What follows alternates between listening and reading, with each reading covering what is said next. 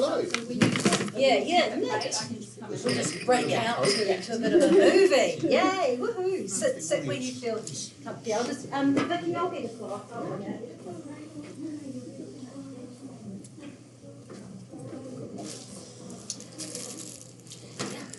Good. Yeah. I didn't think so, no. No, I saw one that wanted, but I don't. That's one of the biggest things that happens to students. Yes, that's yeah.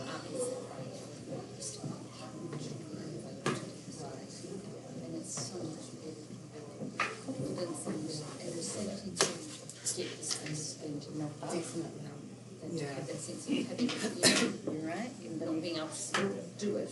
Yeah, when it's not actually that you can't do it, it's the need and time for it. Yeah.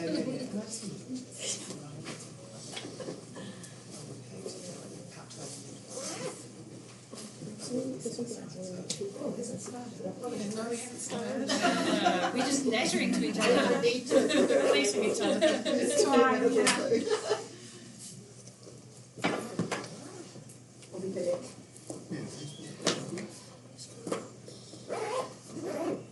What's history for the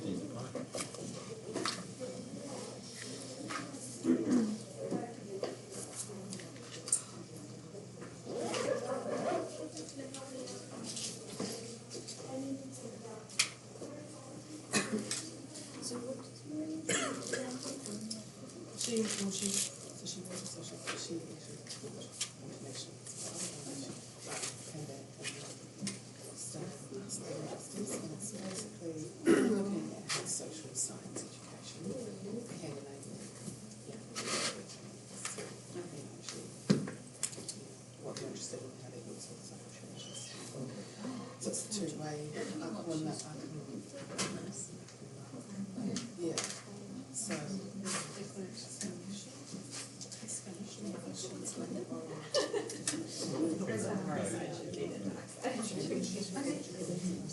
Yeah, yeah, yeah. She's started her dissertation.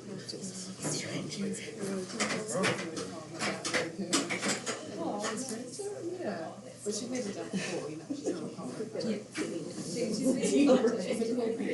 Yeah.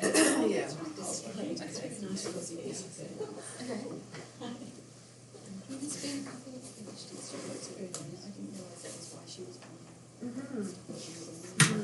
games.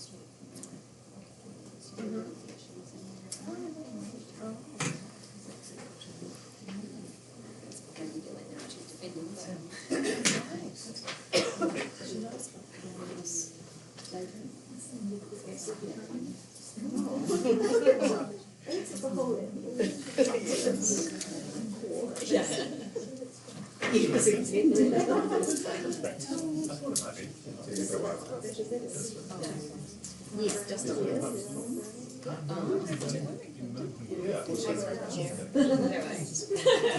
I know it's like to get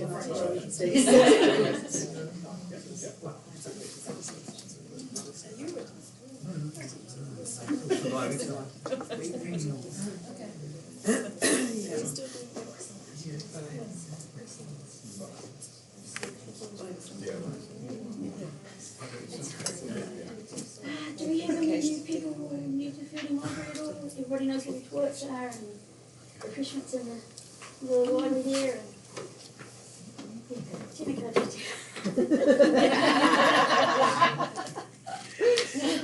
Thank you. Right, tēnā koutou katoa. Ko Vicky tuku ingoa. So, ko mahi puka building. Hi, hello everybody, my name is Vicky and I work here at Fielding Library. It's great to see you all. Enjoy this session. Hope the festival's, you're enjoying the festival so far? Yes. Great. Thanks, Rachel. Thank you very much. Rachel's done all the organising. We just made it look pretty. So thank you very much. Yeah, this is a very interesting session. So yeah, ask lots of questions, get lots of information out of the distinguished panel that we've got together here. And yeah, it's been a good afternoon. Thank you, Vicky. do mihi.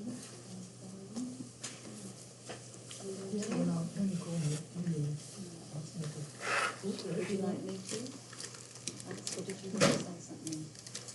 Tēnā koutou katoa.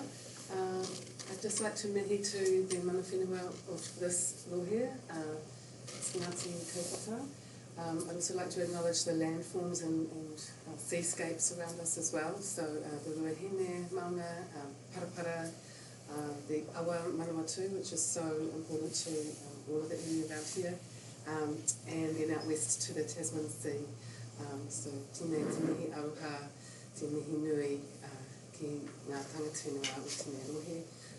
Tēnā koutou, tēnā koutou, tēnā koutou kāwhua. Kia ora. Ko Rakapinaki te maura, ko Wairo te awa, ko Takitimu te waka, ko Kahanini te iwi, ko Renée, tako inga. Kia ora everyone, it's lovely to be here. Kia ora. Thank you. We just had a strong movement from our panel to have a different kind of a introduction or welcome, if you like. My name's McCallum, and I'm a publisher with Manawatu Press and the Cuba Press. So I published some of the papers here today, not all of them, maybe one day. And I'm a writer too. In fact, I've had 7 authors appear here at this festival, so we're very grateful. Thank you, Rach, for including them, and to the team for including them. It's been a special time coming to Fielding and meeting other people from elsewhere and meeting each other a bit again, I guess, and other writers and publishers. It's been, and booksellers. It's been a lovely event. So I don't myself write with a, if you like, an activist agenda, but I'm not sure all these people do either. What we're talking about today here, though, is writing fictional poetry and how that can bring about social or political change. I think as a publisher, I like to publish that work, and it certainly made me think about my own writing as a result.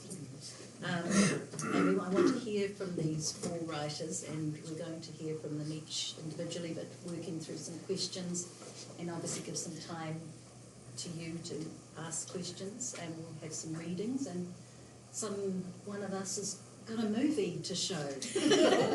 I said, could you do a reading? She went, no, I'll go better than that. I'll do a reading, I'll do a movie, she said. So I'd like you to meet the panel. So first of all, Renée. I think of her as a national taonga, and I don't think I'm the only one, although she would dispute it.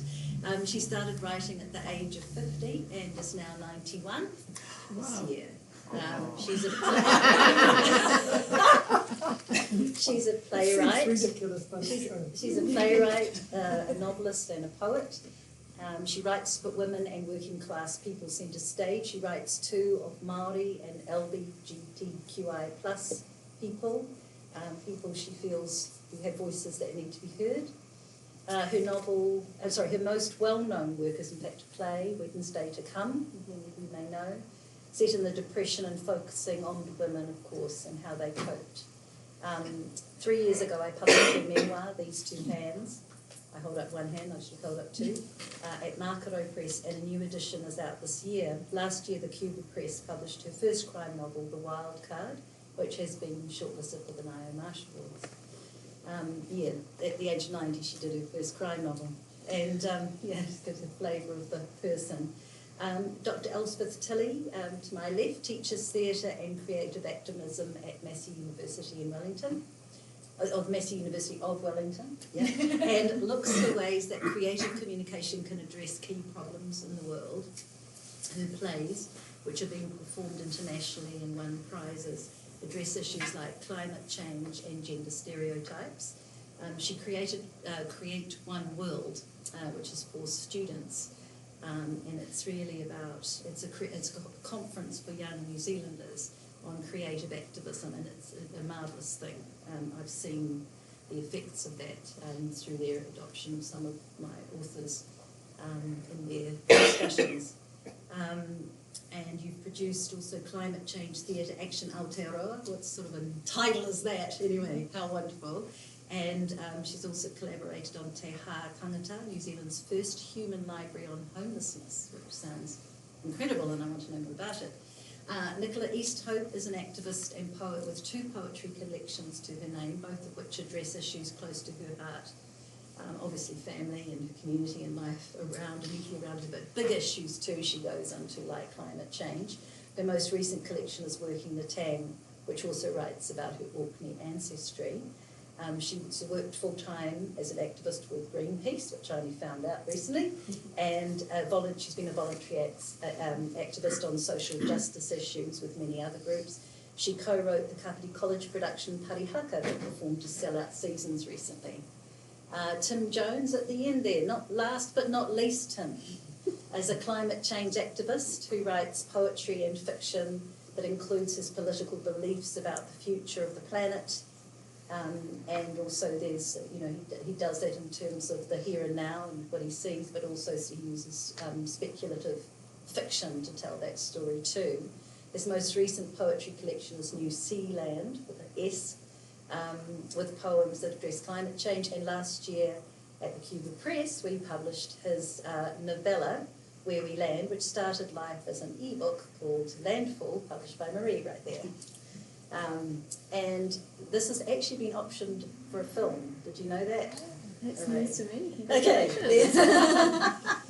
Nothing like this happened. What is an option then? Yeah. But it is quite fun. He's won the NZSA Janet Frey Memorial Award for Literature back a few years ago now. But there we go, the one guy on the panel, and it's raring to go. So we'll start with the first question. I'd like to ask each of you, if you could just tell us briefly, do you deliberately write? You're all activists in your lives, and as I perceive it, it's in your writing too, whether you've expressed that or not, and I think generally you feel it is in your writing, but are you doing it, are you deliberately writing to influence events and to bring about, say, social, environmental or political change? When you put pen to paper for your novels and your poems, is that what your thinking is? Should we start with you, Tim? Yeah, I mean, I think the answer for me is that actually for a long time, I mean, I've been involved in various activist movements, but generally around environmental activism, climate change activism. For a long time, I actually kept the two fairly separate because not because I object. There was always a degree of political and certainly environmental content in my fiction, writing science fiction. Increasingly, it came to have a climate focus, but I wasn't necessarily thinking myself as an activist writer. I was a writer who was interested in those things. And to a certain extent, I think that's still the case. I'm a little bit chary of the label of,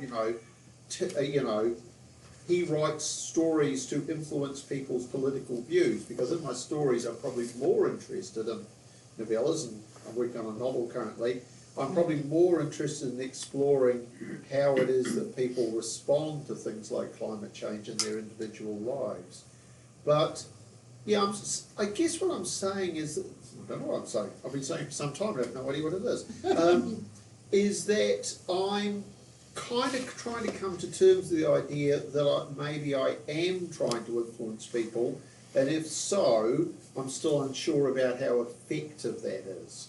I just one little anecdote. A friend who I've known and worked on some climate change issues with for less than a year, so I first met her after Where We Land was published. I knew she'd read the book, but what I didn't realise is that she'd actually read it before she met me, and she just when I was telling her that this panel was coming up, she said, "Oh, I read that, and it actually sort of had an influence on my activism." So I was like, "Oh, maybe this thing does work after all." But I'm a bit new to the idea that I'm consciously writing for that purpose. So you're saying you like to explore how people are managing these issues with the work of fiction that you're doing. I mean, I think for me, I notice this as an activist, I tend to get into clause 17.2 should be reworded so that the percentage blah blah blah. That very kind of numeric analytical approach. And what I'd like to get to as an activist, actually, I think finally come up with an answer to your question. I think it's more the other way around. I think I want my activism to be influenced by my writing, because in my writing I'm thinking about people and how they react emotionally, but I sometimes struggle to bring that into the stuff I'm doing as an activist. Interesting. I like how you turned that one around. Well, I did it on the spot. It wasn't prepared. You had some warning about this, but it's all right. The lovely Tim. Thank you. Renee, what about you? I think my activism, if you can call it that, has been in the area of women's rights and lesbian rights and children.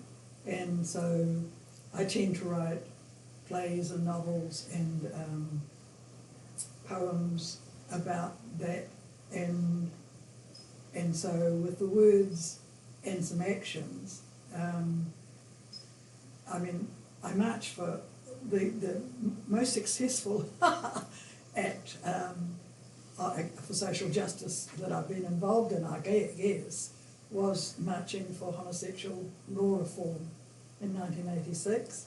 And while that was very scary at the time, we did it, and so that, but quite most of the other stuff that I've worked for and written about and still champion has not changed all that much.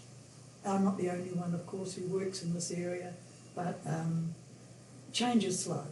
Attitudes, though, attitudes are changing, and so that sort of gives us a lot of cause for hope that we will win. For example, the first play I ever wrote was about the consequences of rape and how pathetic they were, and we're still talking about that, and that was 1982. And so it's a very slow process, but I'm still there.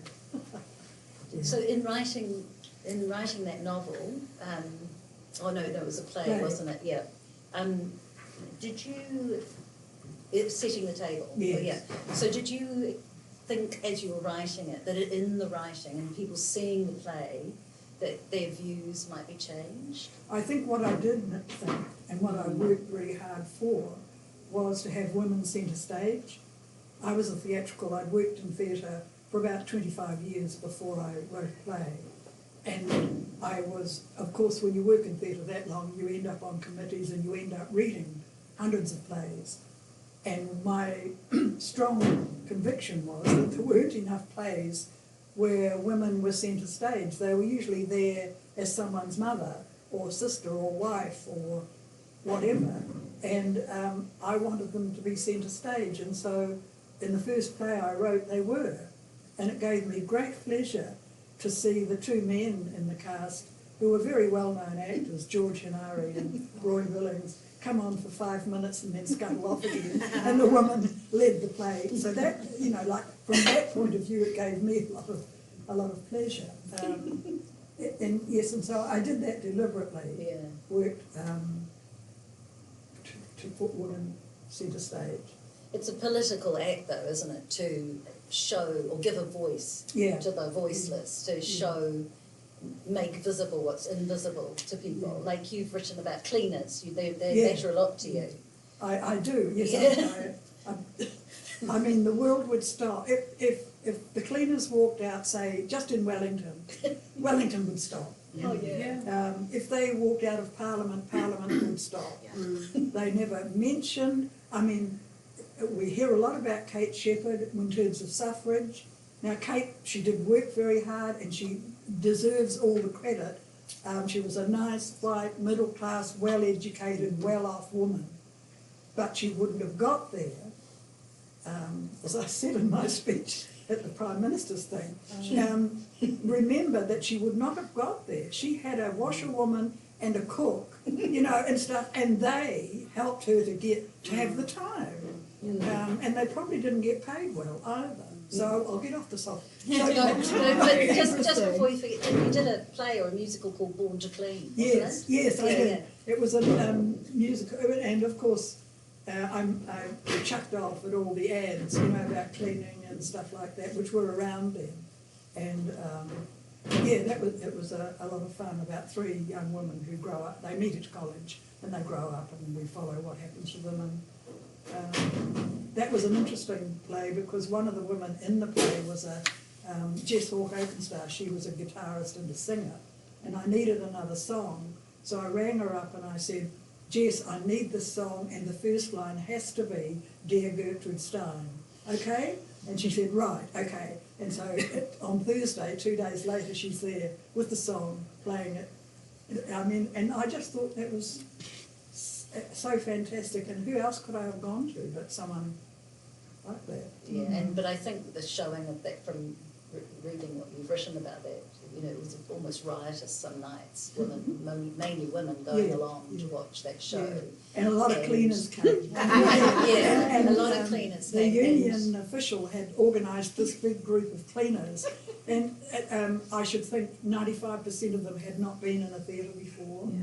They didn't quite know what it was like, and it's just like when, you know, some people go onto a marae or go to a Pacifica gathering, we feel a little bit out of, you know, it's out of our current kind of knowledge.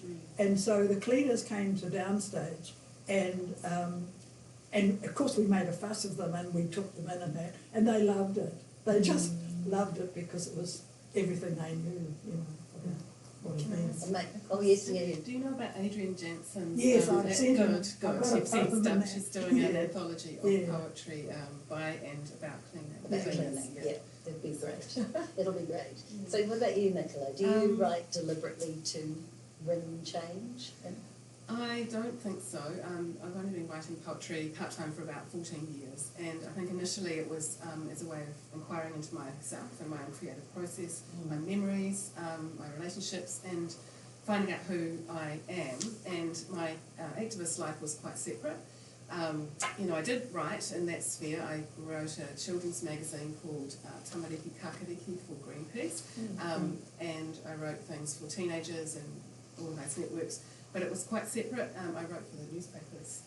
And then when I started dabbling in poetry, there was this kind of, and as I'm an English teacher as well, there was this thing, oh, you don't write with an agenda. It was quite a strict thing, you know. It was like, oh, it's taboo, you don't do that because you need to allow space for the reader to enter and interpret, you know, your work the way they want to. It's not just your work. Once it's out there, it's, you know, becomes its own, has its own life. And so I was scared too. And, you know, I'd sort of grown up with songs of protest, but it was music. It was kind of like, oh, lyrics are fine.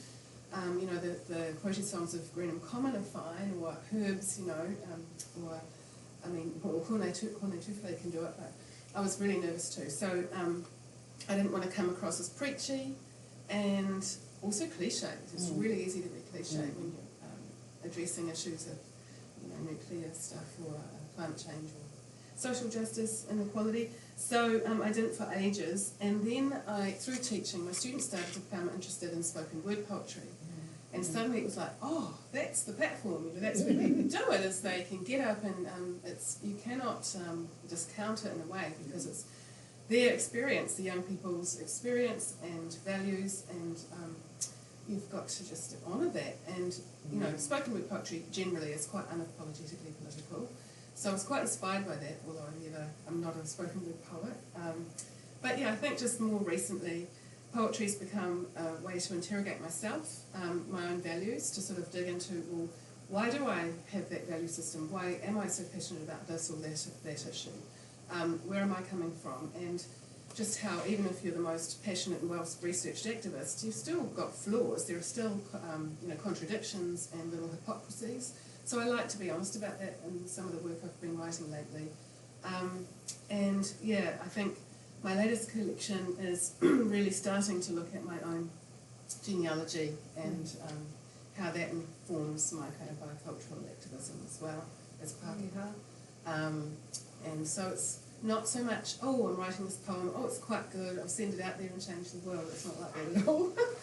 I would never suppose that to happen, but it's more about just knowing myself better, I guess, and kind of, you know, things get pent up, don't they? You've got anxiety or grief or rage about things that are happening, and so the process of poetry writing is quite good, really. And I guess if you're going to be true to who you are, you need to have that element in you, right? Don't you? Because it's so, from the minute I sort of met you, got to know you and your work, it felt to me that those things are so much a part of who you are. not have them in there. Yeah, I think my poetry's starting to become more outward facing than it used to be. And that happens, doesn't it? Yeah. Partly as we get older too. Yeah. What about you, Elspeth? I do. I deliberately connect them. And I do face that kind of, ooh, impure reaction sometimes. But I, looking back to write about why I do that recently, I could track it back to some really key kind of formative experiences. So I'm from Tasmania in Australia, and they tried to turn every river in the most beautiful, I will not call it wilderness because it was acculturated by Aboriginal people for thousands of years, so it was not untouched wilderness, it was but a beautiful, fantastic landscape that they were trying to flood. So even in the 1980s, as a teenager, I was marching for that, and we were kind of losing the battle for the hearts and minds of the public because they couldn't picture this place that was at risk, that was being threatened.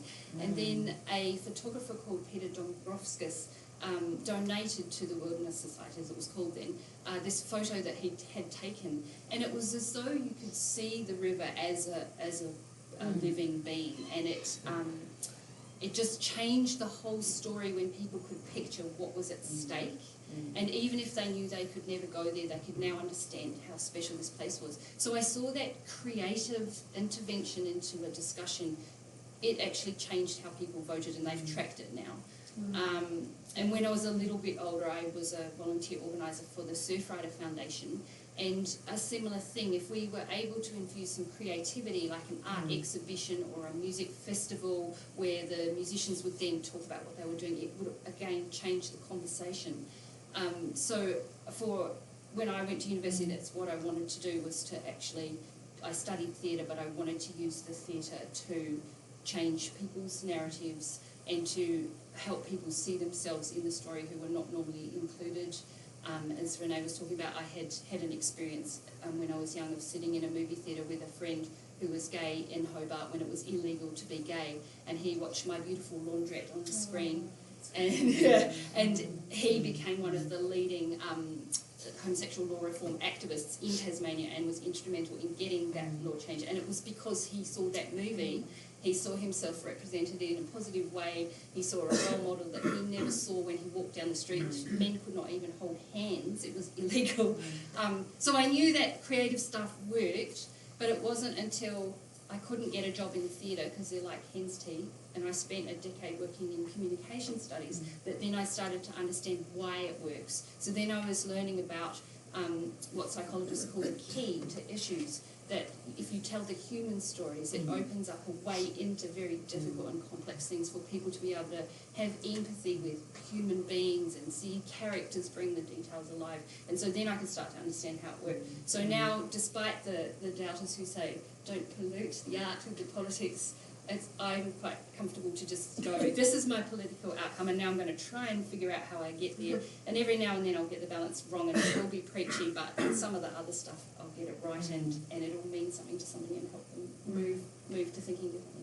Well, there's so much in there that you just said, Elspeth. It's so interesting. No, I mean, it really is. I mean, I've looked at your CV, you've done so much.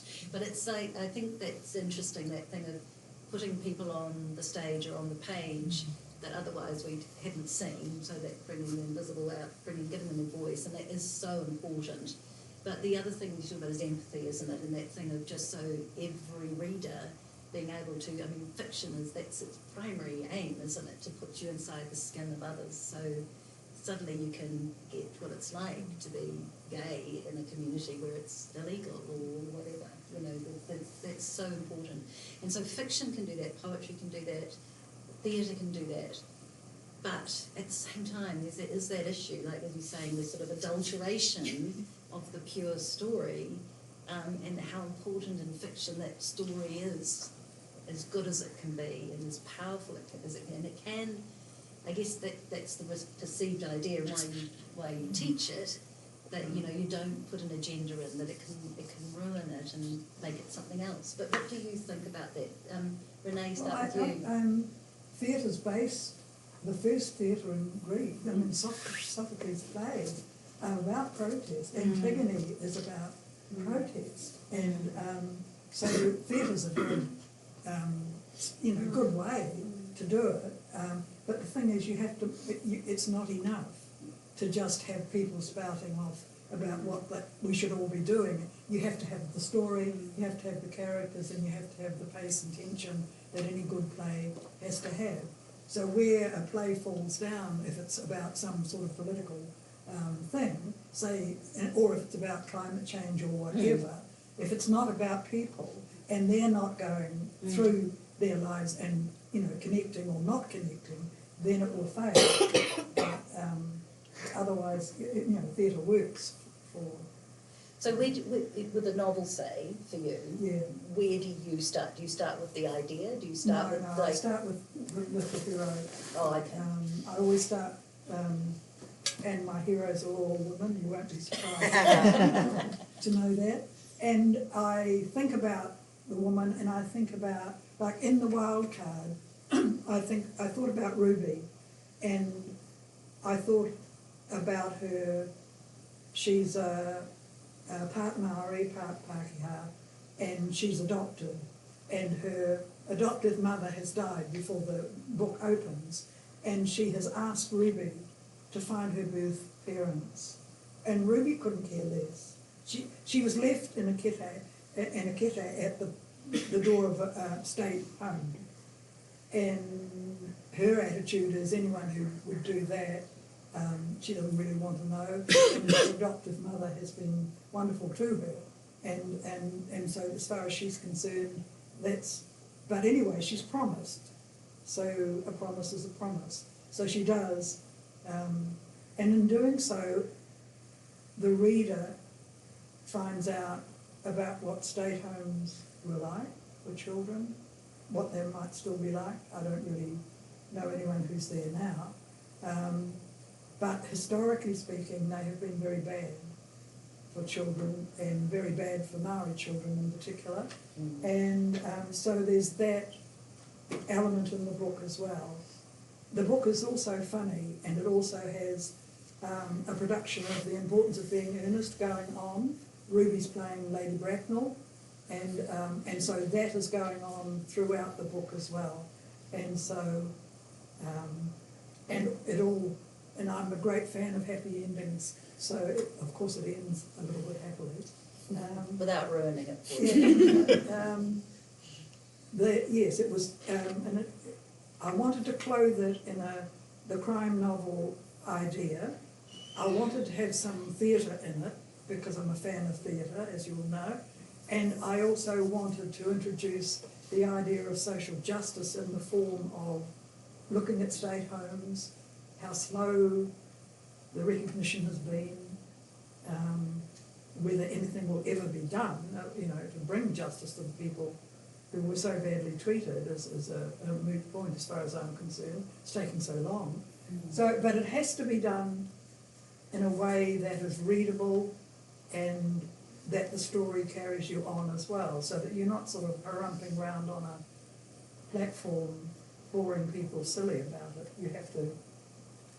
so the first thing I thought about was Ruby and about what she does and how she's connected to that, and then weaving it all in between these other things, the story of some justice being brought. Interesting. Tim, what about you? Like with Where We Land, where did you start with your novella? So I think with this one, and this story goes back quite a long way. It started out, I should say, with this novella, it's basically about the intersecting storylines of two characters. One is what I think I called her a climate refugee, another term is climate-induced migrant from Bangladesh, trying to get somewhere that isn't being flooded by climate change, so coming south on a boat and eventually getting sunk by the New Zealand Navy. This is set a few years in the future, and really I guess the starting point actually was thinking, what if New Zealand took on the sort of policies in terms of trying to keep people out that Australia had, even more so. So that was probably the starting point, probably the concept. So then there was I had the character of Nassimul Rahman, who was trying to make it into Aotearoa, but I couldn't really make the story work with just that one lead character. It was when I decided to have two storylines, the other one being that of a young woman who, for a better job, joins the Shore Patrol, which is kind of, you know, it's kind of like the Home Guard or Dad's Army from World War II, but in this case its job basically, to be blunt about it, is to shoot or capture people who make it through the Navy's defences, and it's the intersection of these two storylines. So I guess in that case I started, as I often do, with the concept and then came to the characters. But one more example is that Stuff has recently started putting out a magazine which I think is quarterly, called The Future Project, which is about climate change. It's got an online version, got a print version, and two of us in the room have been commissioned to write stories for those issues. I was commissioned the first one, and Octavia was commissioned for the second one. And in my story of that, it was quite funny actually, because they said, can you write a story set in 2030, because that's what they should be focused on. And I'd already thought, well, actually I don't want to write a super gloomy story for this. Then a few days after I decided that, I got a little message saying, just one more thing, please don't make it too depressing. So I was like, oh, that's good, I've already decided that. So in that case, what I decided in that case to start with a character, and the character I wanted to start with was somebody who, I mean, demographic data suggests that sort of, in this case, but Pākehā men, but men in their sort of 40s to 60s are not exactly among the foremost adopters of action on climate change in this country.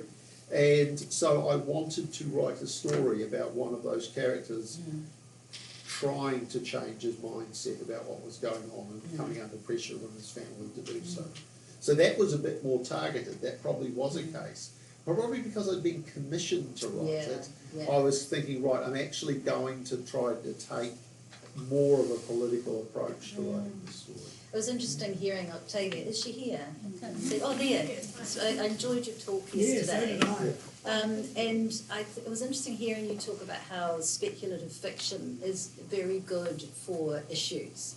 So it's that thing of, you know, putting it forward into another time and space in effect, and then you can look at it differently, can't you? I mean, it's right up in your face and happening right now, and that's what you've done with Where We Land. Although, as happens with those sorts of stories, they feel so prescient, you know, it's like right now, you can imagine sort of border patrols now, can't you, happening because of the virus, and it's kind of this frightening thing about what it asks people to do, because our borders are so important, we've got to keep them out, but, and the whole thing, that's very interesting. Do you think that is that one reason you like speculative fiction? Well, I mean, I think I started writing speculative fiction because I read a lot of it. My dad read it. I got interested in reading it. I used to go, the Invercargill Public Library, where I grew up, used to have an intermediate section.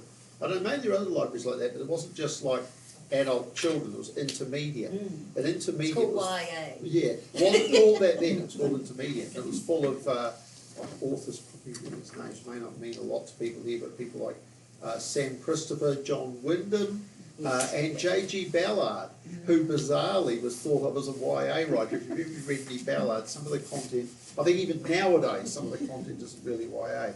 So I got into it from that, but definitely the idea of giving you different ways to think about the future was, and as somebody who's also been interested in politics for quite a long time, when I was younger, I tended to go very much towards the hard science fiction, the sort of the physics and biology oriented science fiction. Now, although I still like that stuff, it's more the sort of sociological, political, psychological thing that I tend to go. Do you think growing as a writer means also that you enjoy exploring your characters more, perhaps, inside that framework?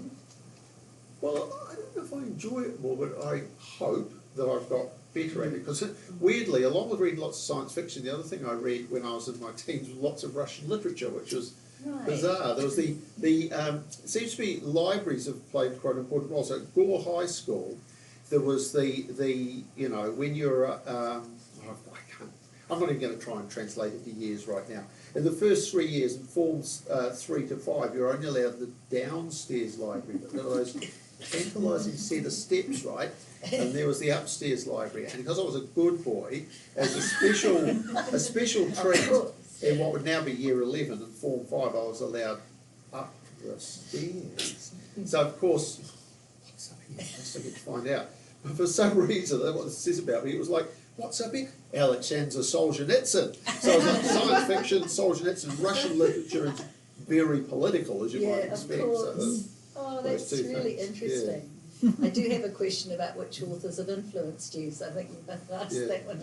What about you, Nicola, in terms of, you've talked a bit about that already, about the purity of poetry and then you gradually adulterating it with some of your political beliefs, I guess. I suppose I'm interested in where the personal and the political intersect, and that's some of the best writing I read is that it's authentic to the writer, but also it's quite open about what is political writing anyway?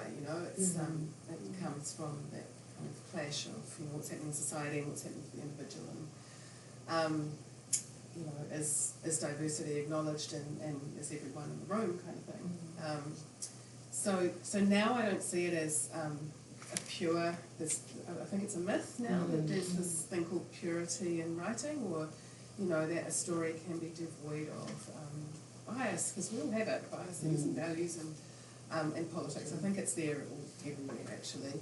And so I've learned a lot from, as a teacher, I like to create a space where students can both, come to it with their own experiences, but also go into the imaginative world and bring what's real to them, but also what's created and made up. So, it's a work in progress for me as a writer. I'm still finding ways, and I kind of do it, and I put it out there, and it's kind of, I'm satisfied. I'm not sure, how others come to it. And have you ever sat down and thought, I'm going to write, a political poem now?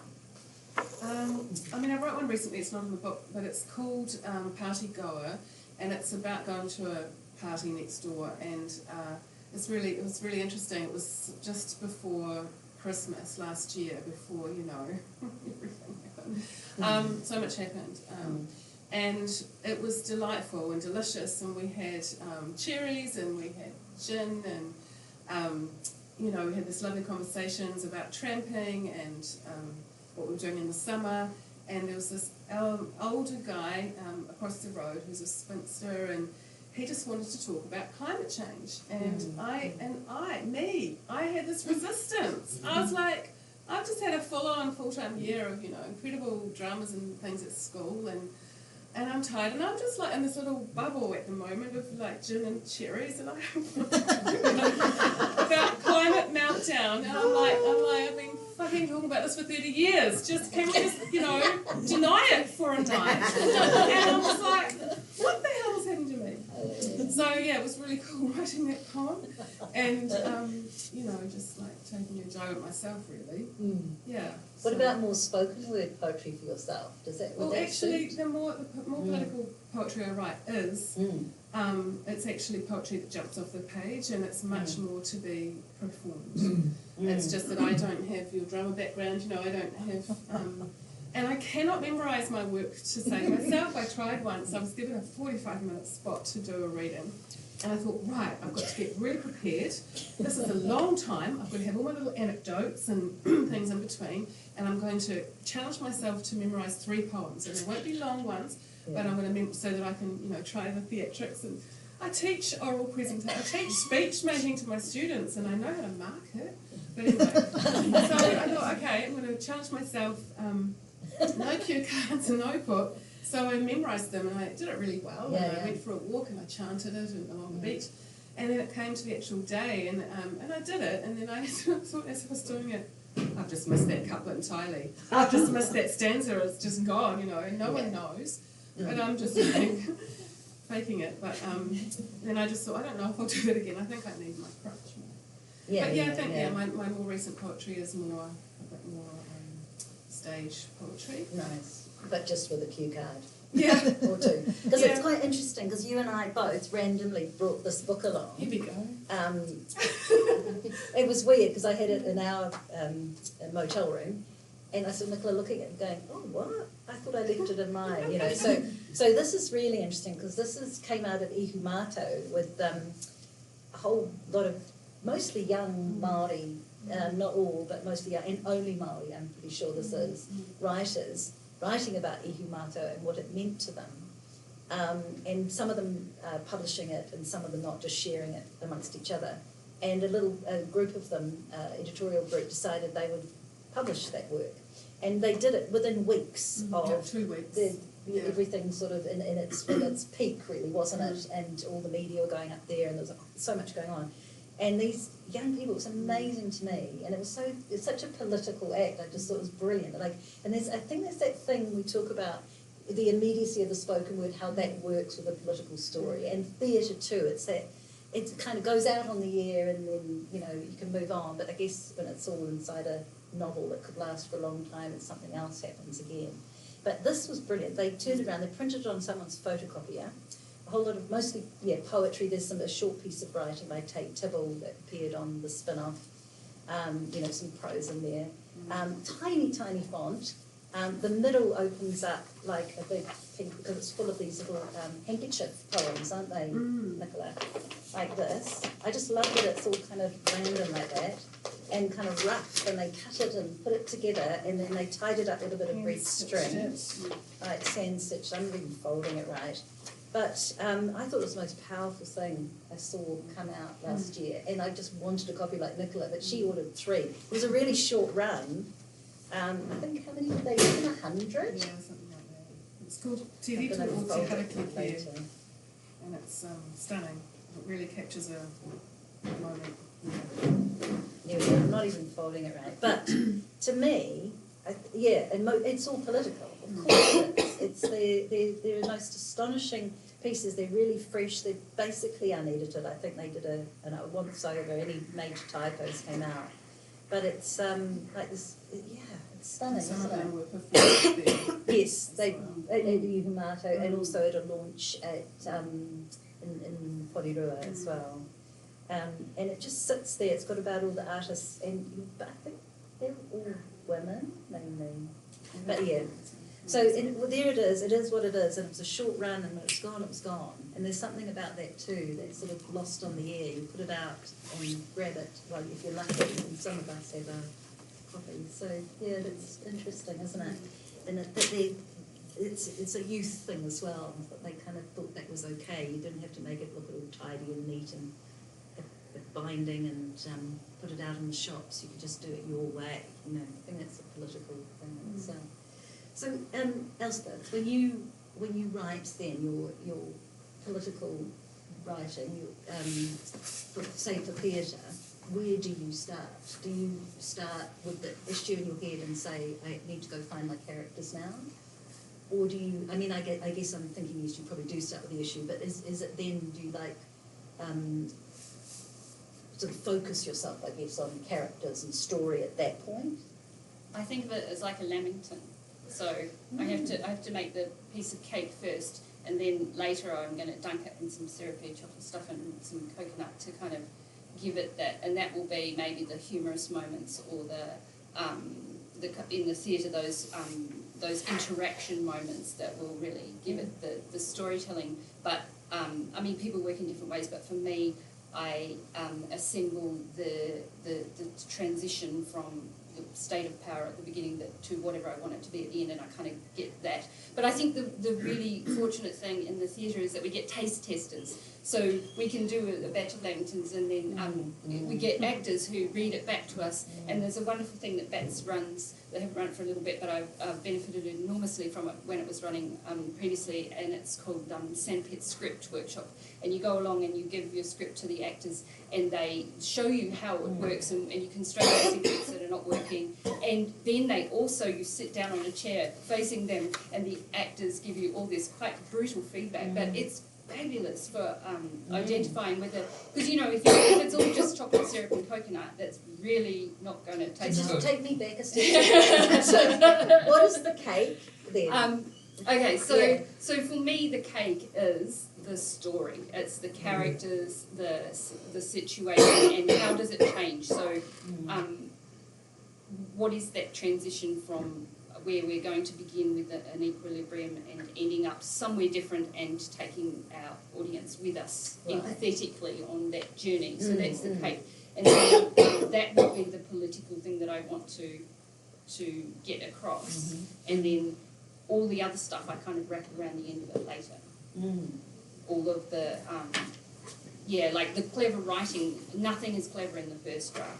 It's all just like the spine, the skeleton, the physical structure of the story, and then all the stuff that might be amusing or that comes later. For me, that's just how I. In other words, when you're really taking the language and doing something else with it at that point. No fancy language in the first draft. No, Not gotcha. for me. Okay. Just like.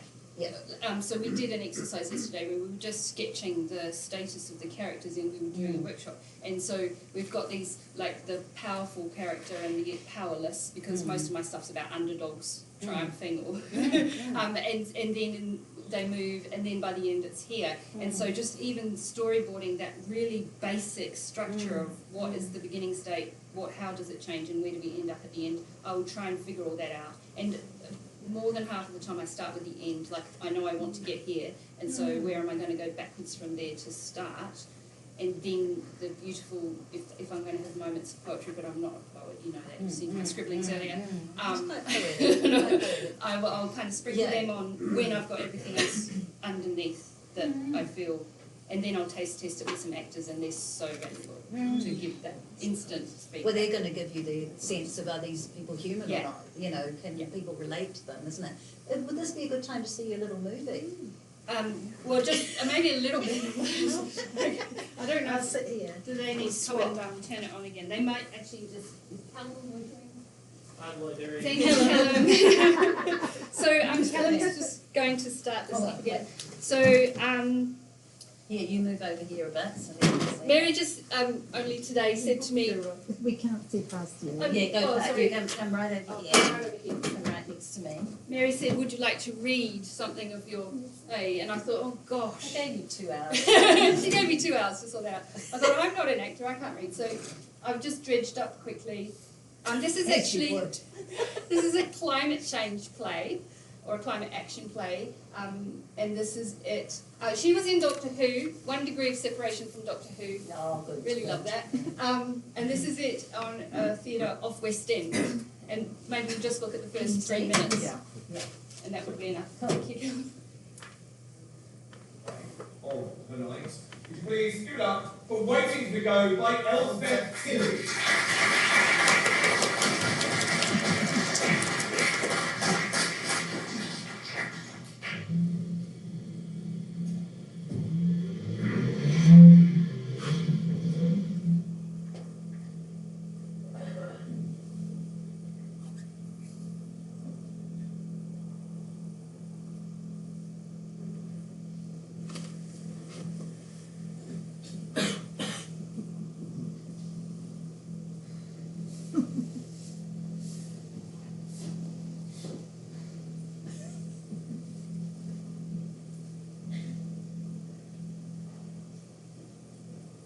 You can see why it was hard for me to do a reading, eh?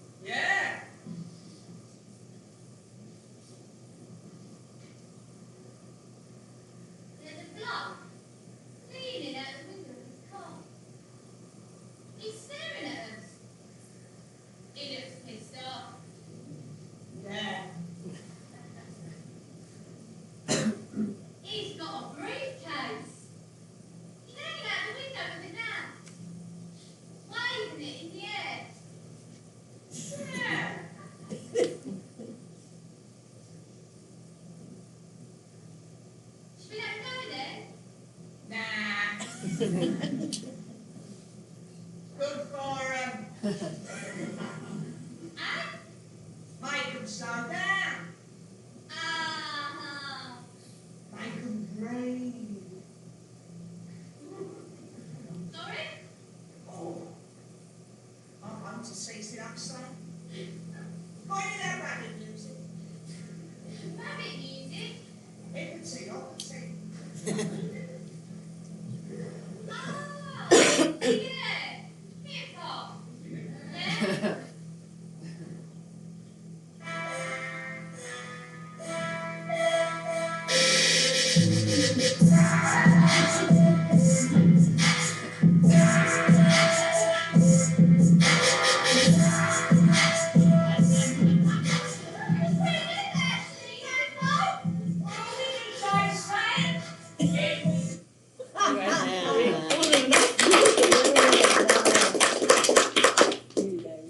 Thank you. Okay, so tell us what that was about.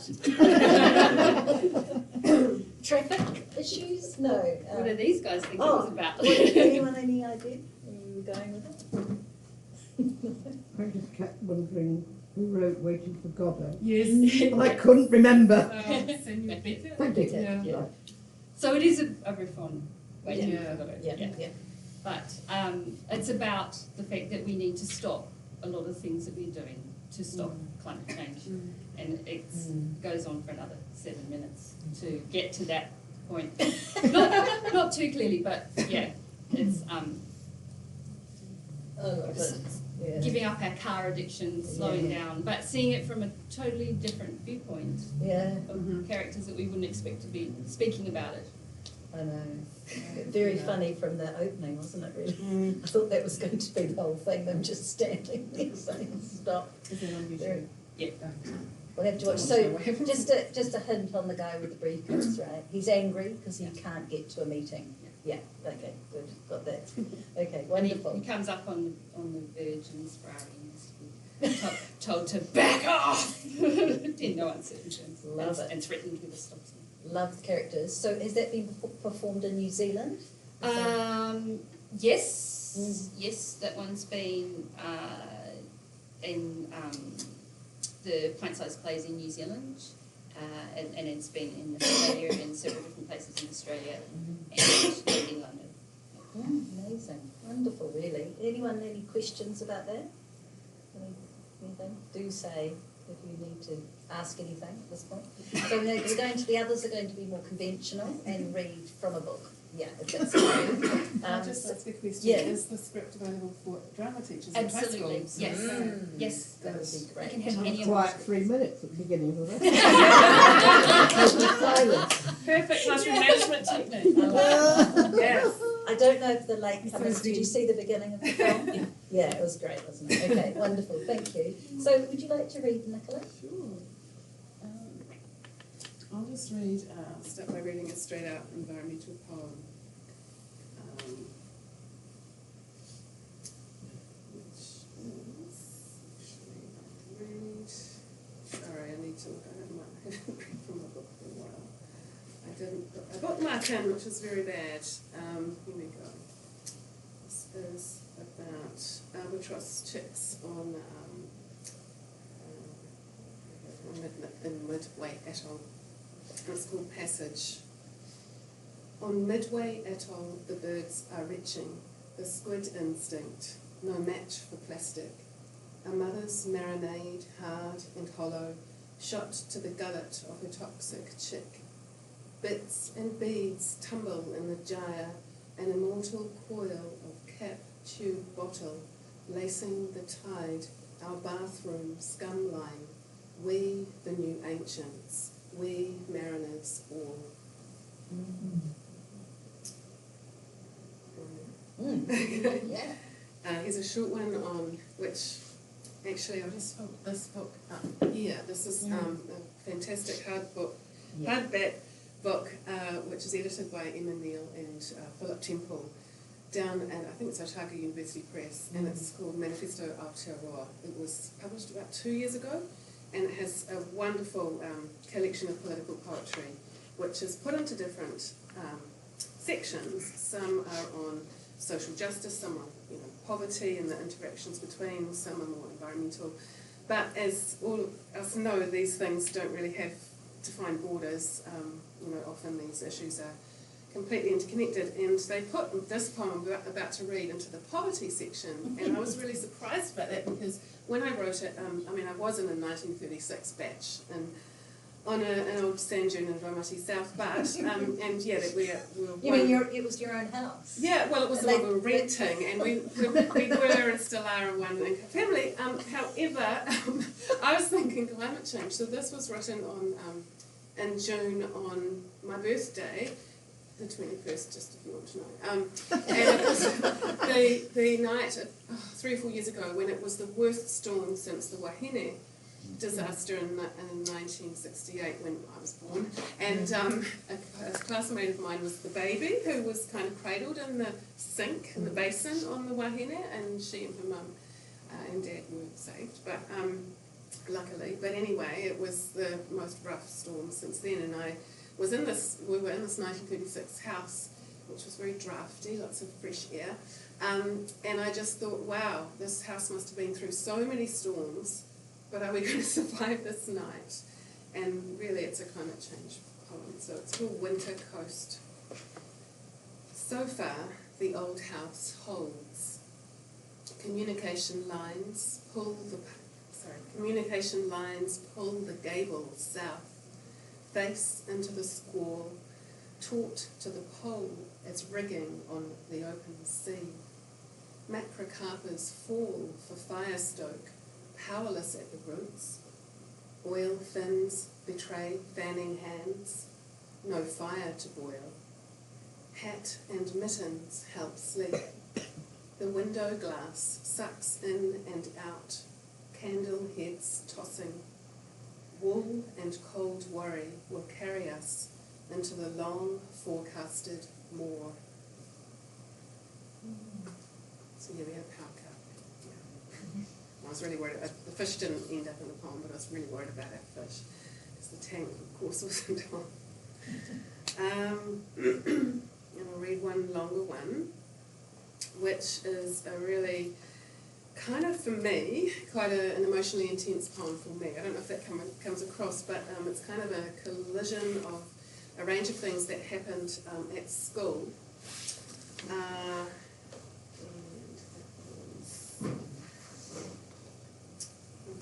It's called What Shall We Write on the Rams Form? Is anyone here a teacher? No, it's really rare. Usually there's always a few teachers in the room. So a RAMS form stands for Risk Assessment Management System, I think, and it's what every PE and outdoor education teacher has to fill in regularly, so they're very good at it. They have lots of templates that are already ready to go. But if you're an English or a psychology or another kind of teacher, social studies, who wants to take students to Kapiti Island, for example, to write creative writing, for example, you have to write very detailed, what kind of adverse situations could happen, what kind of risks can you try to prevent in your planning. And so it's about a trip to Kapiti Island with a group of Year 9s, which is a third form. It's also was written around the time of I think it was the 2014 earthquake in November, which was at the Kaikoura earthquake actually, yes. And it's also about students who kind of get judged by teachers, and the teachers say the wrong thing and it stays with them for a long time. It's also about a senior management person in our school who cut a haka short during a prize giving. And so it all just kind of came together. So what shall we write on the RAMS form? The external world is revolving around me, says the child, while the teacher revolves gently around the circumference of a larger circle. Through a drone's superficie, school would be an amphitheatre on the margin of a west coast thrust 6 centimetres north during the second midnight minute. And if I sent one up, I might see where Aroha's disappeared to, all day since morning briefing, and I'm sure I'd see more than one false start to a brave teen speech, more than one mad teacher tilting to the sun, drying the fissures of a giddy, sodden skull. You're getting yourself worked up now, she says. Yeah, he says, I don't know how to work myself down. And what could happen, children? You could slip off the cliff and die. You could roll your ankle on rubble, rockfall, rubbish. Don't take even a stone. You could get lost. A wicker might steal your lunch. Shall we role play? Someone has taken an institutionally large roll of toilet paper from the common room. 2 others launch it like a kite, and when I point to the beautiful white ripple high with the red-billed gulls, they point to the corner around which the culprit has run. Let them run. Some say 10 years, others 60 harvests, others your children's children's children, and that's it. We are boarding a boat, rocking in water, moving unevenly and swiftly, back and forth in semicircular fashion.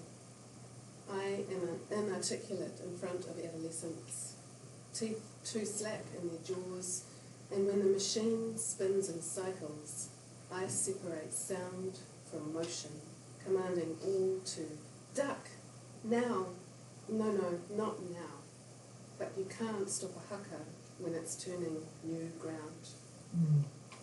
Whoa. Thank you, Nicola. And I think hearing you read, it's so clear, the beautiful sounds coming out of your mouth. So poetry is about sound, it's about, fresh observations, it's about crunchy words, and you've got all of those. So they're poems foremost, and I guess they've got the activism, your feelings about things, political feelings inside them, a bit like the Lamington kind of. I'm still uncertain about that. We'll go with the Lamington for now. But it's like, what is it, Toxic Chick? Like, wonderful. And the other Southern Skull coming up in another poem, but yeah, very cool to hear that and hear the presentation. Renee, you've got some poems? Let's just hope.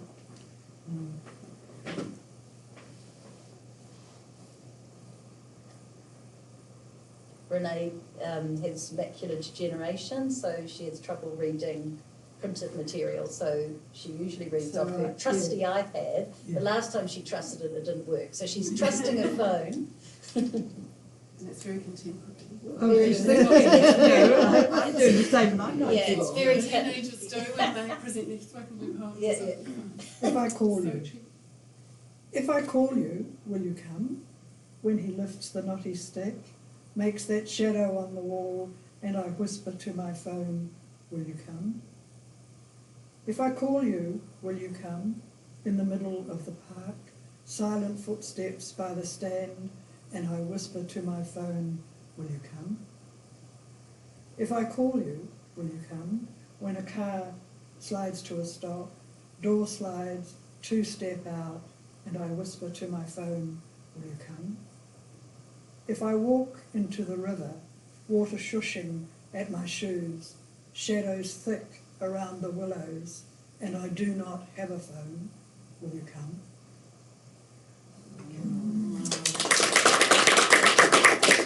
So, Renee, you said to me earlier, maybe yesterday, that's kind of the 2020 answer to your play, Setting the Table, which you wrote in, when did you write that? In 84 or something? 82. 1982. So, nearly 40 years ago. And were you saying that, so it's a poem about rape, and can women ask for help, will it come? And so were you feeling that things hadn't changed? Well, it really doesn't matter what I feel. They haven't, have they? No. We've certainly attitudes, and we have achieved some things. But when I was in Auckland in the 80s, which was fabulous, apart from 2 or 3 things that weren't so fabulous, but they were fabulous times for me, and I grew. But one of my, apart from putting women centre stage, the other thing that I really, really wanted, because I had 2 tiny little granddaughters, and I wanted to make the streets safe for them, and I failed. And so, I mean, I've won other, well, with other people, I mean, involved, won other things, but I have not changed that at all. And so, and now they're grown up and they're kids of their own and stuff like that, so they're probably thinking the same things about their kids, really. So does that make you feel that writing the plays, writing the books, writing the poems is ineffectual in some way? No, not really, because it just inches forward sometimes. Sometimes it's quite dramatic, and it happens, and like we work very hard, we march, we shout and yell and carry on, write letters, and when we effect change. But sometimes other change just takes long. It just takes such a long time, and this is one of them. Making the streets safe is one of them. It's just a little thing, really, isn't it? I mean, it's not a lot to ask, is it? No. But it seems, yeah. You were saying one area you felt some success was homosexual law reform. Oh yes, Yeah. yes, and marriage equality, and yes, we've had some successes. Well, I was thinking of that character you call Uncle Auntie. Yes. Auntie. Is that right? Yes, Uncle? I don't know if any of you know the novel I wrote, Daisy and Lily, which was written quite a long time ago, and one of the characters in it I just love, and she's the character that the girl calls Uncle Auntie, because when she first knew her relation, he was uncle, and then he changed into auntie, and she couldn't quite get her head around it, so she just called him Uncle Auntie, and her Uncle Auntie loved that, of course. But I just think, I mean, that book was published about 1993, and I just love that character, and I think it's I mean, I know you're not supposed to boast about your own stuff, but I mean, the idea of me having a character called Uncle Auntie in 1993, don't you think that's really great? I do, and it just came about so naturally. I thought of what this little kid would think. How would it process? How would it cope? And it coped beautifully. It just became Uncle Auntie. Like, it's just so... Accommodate. Yeah. So it was a character that perhaps was a little bit early for its time in a sense at that period, but now would be just part of the landscape, really. Yes. So those changes have been amazing. That's to right. see. Yes. Fantastic. Tim, are you going to read us a bit? Indeed. I had a choice of fiction or poetry. But I'm going to read a little bit of Where We Land. Warning, there is some swearing in here. It's actually quite hard to find it. Truly, this did happen. I read a poem in the library once. I had to read it. Oh, yes, we were told off by the librarian. And yes, that's right. And I read it and I had to rush off somewhere else. So I was like, I read it zoomed out. But then the librarian They came up to me. We Yeah. were nearly banned the following year on Poetry Day because of it. Well, we were right near the children's section. Come on. How long ago was that? Oh, it was a good couple of years Yeah, a back. couple of years. Yeah. So if there's anybody wait. here is worried about swearing, like, go now, don't tell them what And Okay, the so children are over the other side. what's happening here, the storylines are in alternating chapters. So this is a storyline from Donna's perspective. She's just joined the Shore Patrol. I might sit back here actually. She's just joined the Shore Patrol and she's been put in charge of the dog. Right, and they're off patrolling. I'll just say one more thing about this. I set this story in Auckland. And I haven't actually spent much time in Auckland, so it was a bit of a punt because it was an area of Auckland I didn't know, right? I just did it from the map. And then I was interviewed about this by somebody, a couple of people in the room will know him, Matt Danaher, who it turned out lived in one of the streets that I had set this bit of the story in. So that was a bit nerve-wracking, but apparently I got it right, so yay. Right, this is from chapter 4. It had been a shit of a night. With each tired footstep, with each half-heard noise in the darkness that set Rufus, the stupid, bloody, untrained bloody mutt, barking and straining at his leash, Donna wondered what the flying fuck she was doing here with this bloody dog and this bunch of grinning morons who had no help whatsoever. And Mere worst of all, think happy thoughts, think happy thoughts. She tried to think positive. Good things came if you joined the shore patrol.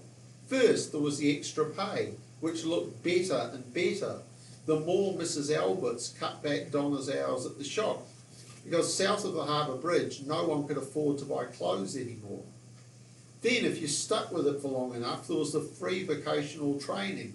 And God knows Donna wanted to get trained and get out of working in a shop that never sold anything and into a job where she could actually get shit done and get paid for it. Maybe a mechanic or something. Or maybe the regular army.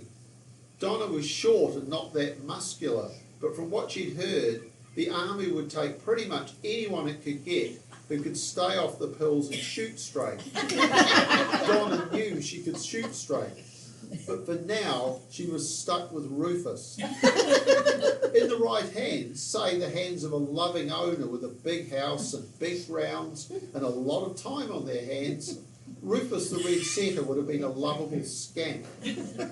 But in a paramilitary setting in which stealth, concealment and surprise were meant to be the modus operandi, Rufus was about as useful as tits on a ball.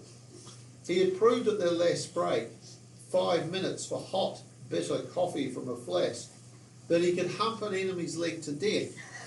At least he could hump David's leg to death, and that was pretty much the same thing. To be fair though, he had settled down a bit since the humping incident. Seemed to accept that this night was just a very long version of walkies. So here they were, swinging down Arthur Street one more time. In these years of the relentlessly rising sea, wealth brought elevation. The only people who lived close to the ever-advancing shoreline were those who could not afford to live further away. The top end of Arthur Street was still well lit, houses diligently repaired after each ravage of the wind and rain. But as they neared the sea, the streetlights disappeared, the footpath devolved to gravel and mud, the houses slumped and shrank back from view. If anyone still lived here, they had no wish to be discovered.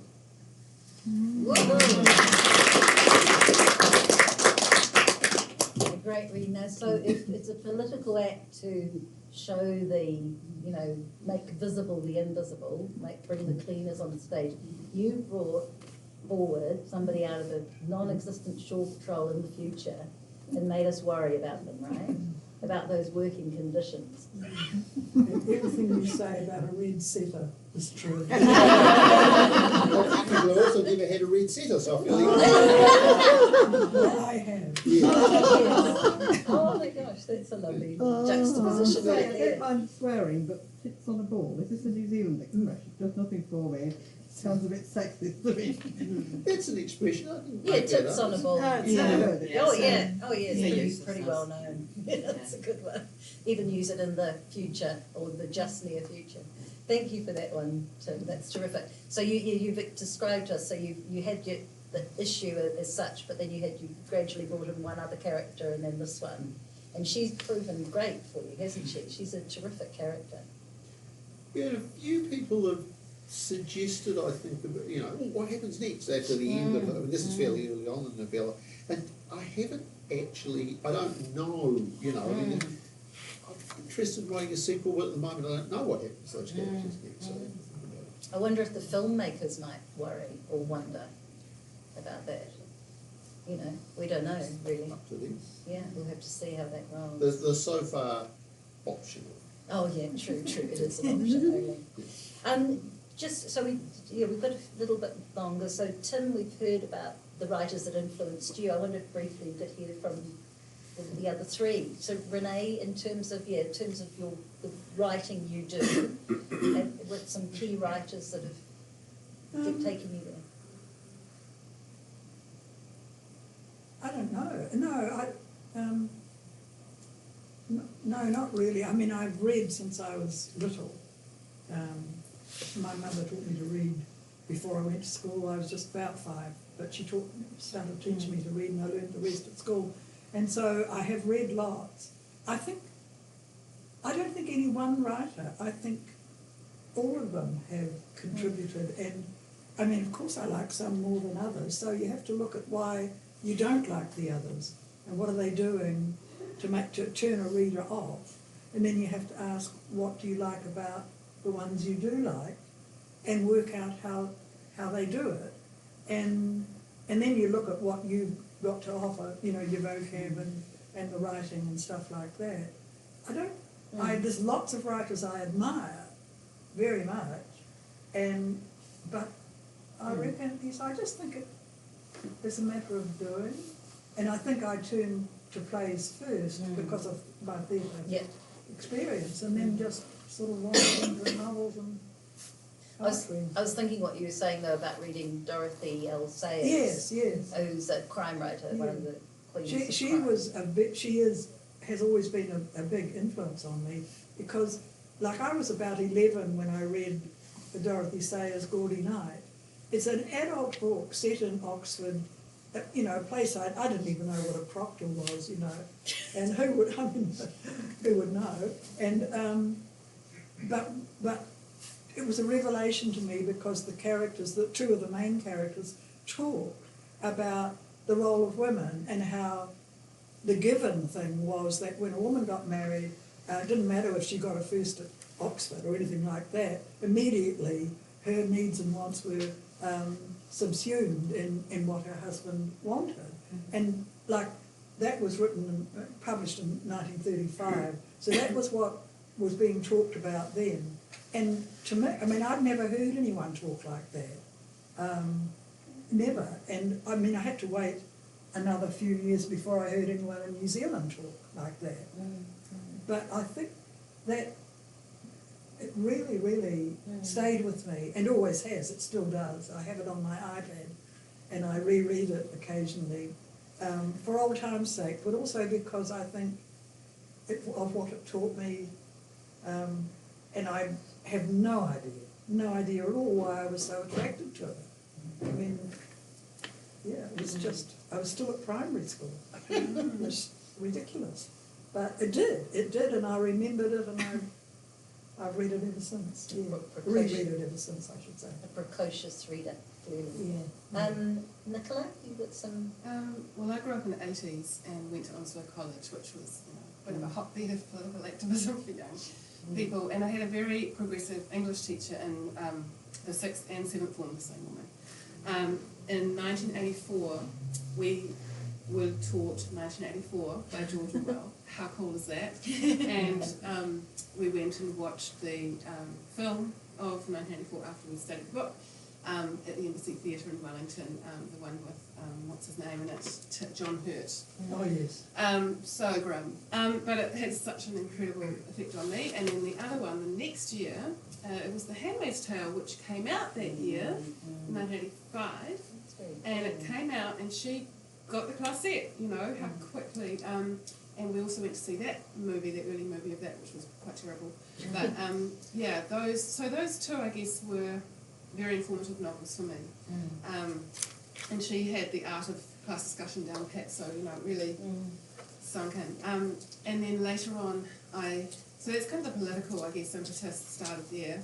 And then later, the writers who, like, I love novels. I'm really into social realism, but have gone more into sci-fi or speculative fiction later. But those that really have influenced my poetry, I think, would be the novelists who are very poetic with their language. So people like Michael Ondaatje, In the Skin of a Lion, Barbara Kingsolver, I love Prodigal Summer, and what's it called? Poison with Bottle. People like, one of my favourite novels is Kerry Hume, you know, The Bone People. I used to work for Victoria University's Telephone Exchange. It was after the plug-in thing, but it was still before, you know, the digital age. And so, you know, you'd put people through. It was like Kia ora University, and there was no protest about that sort of thing at Victoria back in 1987. No problem about saying Kia ora. But every time there was a hiatus in between calls, I'd be reading The Bone People and weeping under the desk. And yeah, that had a huge influence. And also The Witness Luck, you know, Elspeth Knox. Those kind of books where there's wordplay, and they're very beautifully told, even if it's tragic. Or yeah, that's the kind of work that I go to. And then the poetry that I love, I really like to cast my net wide. I read a lot of New Zealand. In fact, it's a thing that I collect is New Zealand poets. My bookshelves are full of them. If anyone gives me book tokens, I go and spend it on New Zealand poetry.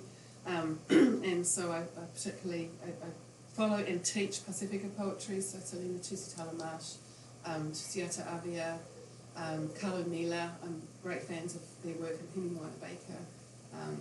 Yeah, so I just really like to, it's part of that representation thing too, is to bring those texts and to promote the diversity within the diversity. It's not just, oh, we have diversity in this little box over here, you know, it's like it's everywhere, and it's there are multiple layers within an ethnic group of people writing. So it's yeah, bringing those. There's a great book called Black Marks on the White Page, and it's an anthology of short fiction and poetry and excerpts from plays, and I use that a lot in my teaching.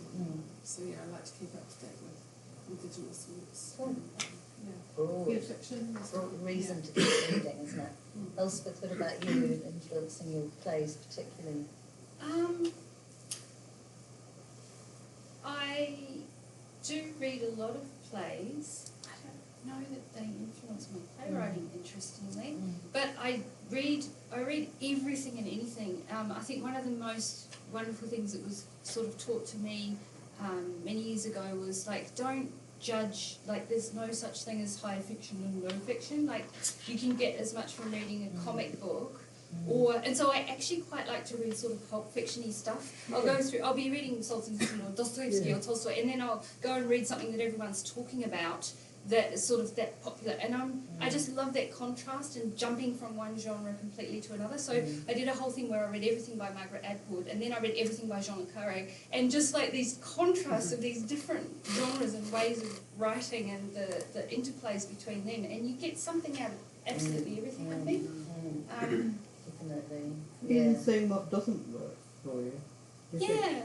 like, sometimes I read things and think, it's not right, that bit. Yeah. She's just saying sometimes you think what doesn't work for me as a reader. That's often Possibly you learn more. Yeah, that's what you said, Renée. That's what I I always- like that. You learned more from those you didn't like. Yeah. Made you think about you, your views, your writing, what works for you. Yeah, I think, and I think it is good to look at something you don't like and try and work out why. Is it the way the writers, manage the words and put the words together? Is it the topic? Is it the story? Is it the message? Is it the attitude of whoever, the writer or perhaps a character? But you do. I think it's, well, that's what I tell my students anyway. Like, you learn more from the books you don't like, perhaps, than from the ones that you do, because you learn how not to do it. If you want people to, or people like me to like your reading, I should say. which is very important. So now I think we can open up to some questions. Can I ask each one of you, just quickly, you had, but I would like an expansion on it, where does hope for a better future, hope for success, where does that sit for each of you, and how important is it? Starting with you, Elspeth. We had to, so I've been 3 times in climate change theatre action as a playwright. The first time we just had to write about untold stories, and so I wrote something so bleak, and then we got the Dropbox where the 50 plays that they curate for that were in, and the other 49 plays were equally as bleak, and it was so depressing. So they deliberately made the theme hope the following year. It was incredibly difficult to write about hope. And so I had to really work hard, and I was a bit stuck, and so I spoke to Stuart Hoare, who's a fantastic playwright and a colleague and wonderfully generous, and he gave me an idea, and he just said, like, well, humanity's got some things right. What's humanity got right? And I was like, scrabble. Closing the hole over the ozone layer. It's not as big as it was before. So seized on that one thing, and then had some silly, snarky penguins chat about at least the hole's closing, even if those humans are a bit stupid, but they figured that out. And so, but it was actually really hard. But I think that year was much more useful. That whole collection of plays about hope were more popular with people. They helped people better to engage with climate change. So I think that shift was the right one in the theming of that particular event. Yeah, lovely. Yeah, I think it's a great question. Hope is in the visions, which you often come across in science fiction or speculative fiction. It's also like there's a documentary, sort of drama called 2040. Has anyone seen that? It's Damon. What's his last name? G. Starts with G. Australian filmmaker. He did that sugar film.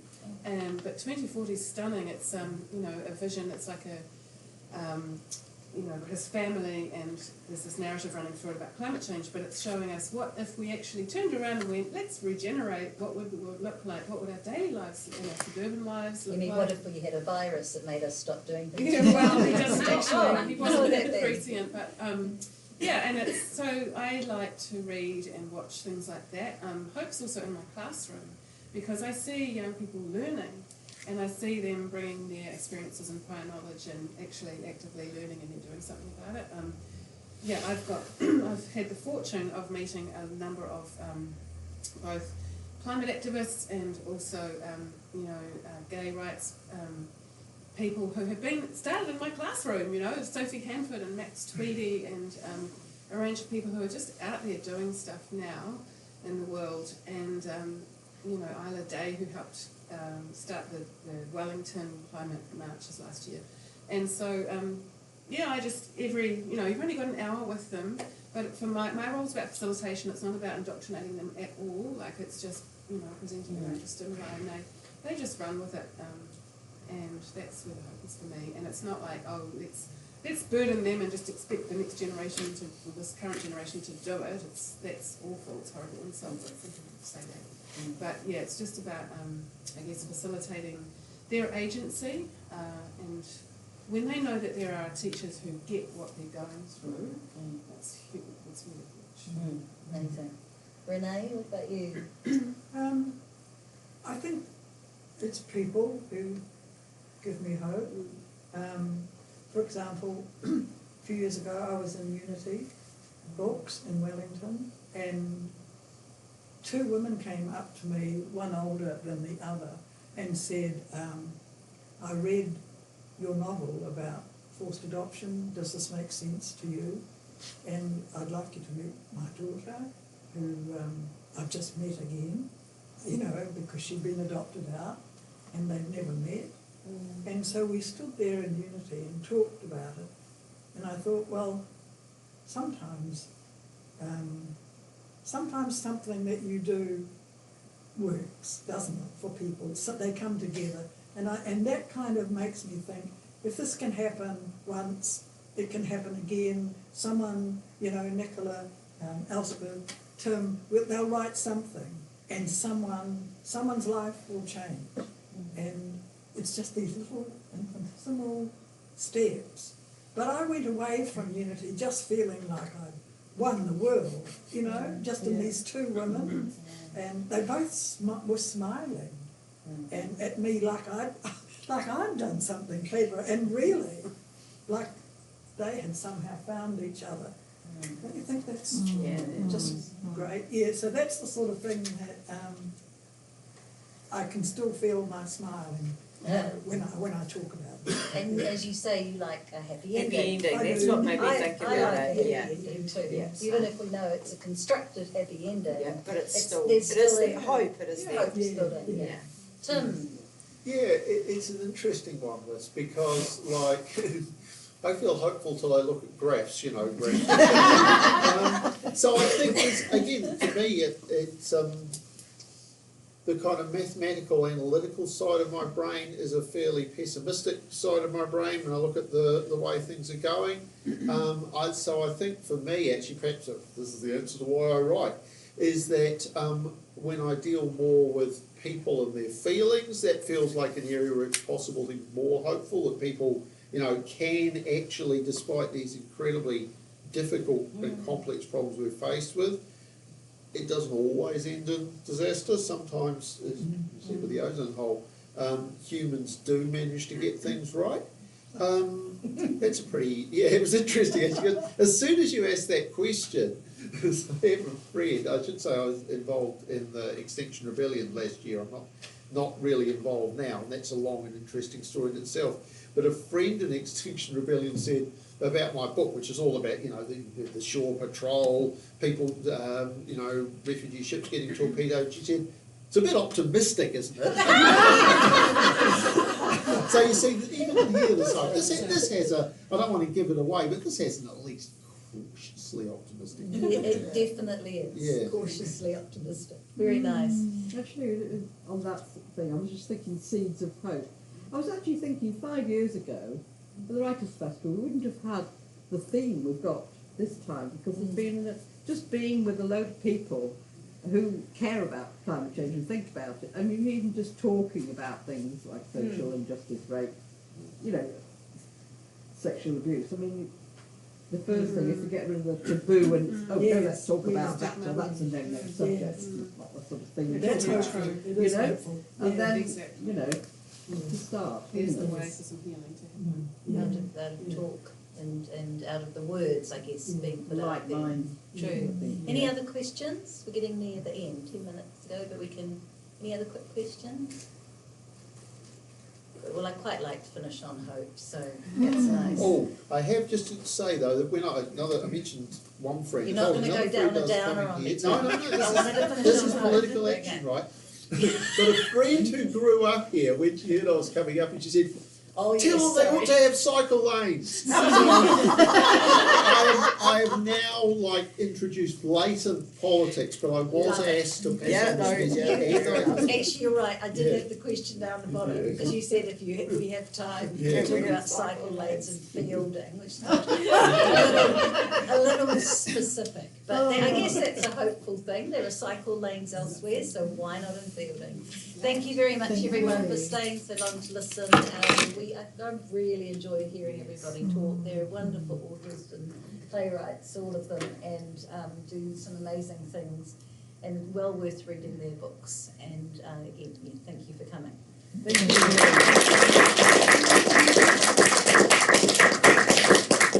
The books are on sale at the front of the library. Don't hold back. They make great gifts as well. So where's the white painting brushes?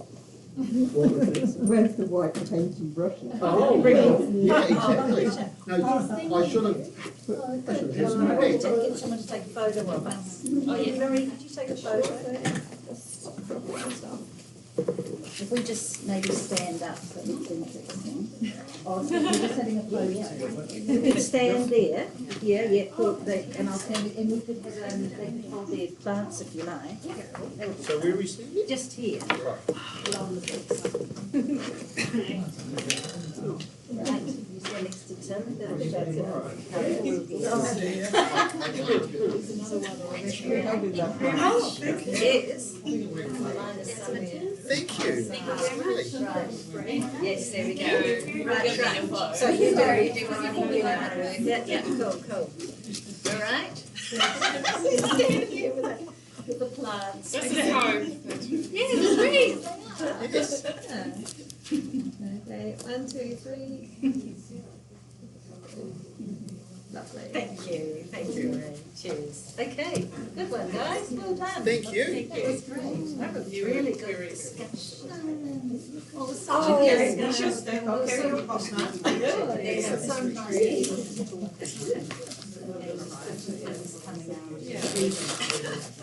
Yeah, no, people were really. Oh, I see. Okay, first of all, I'm going.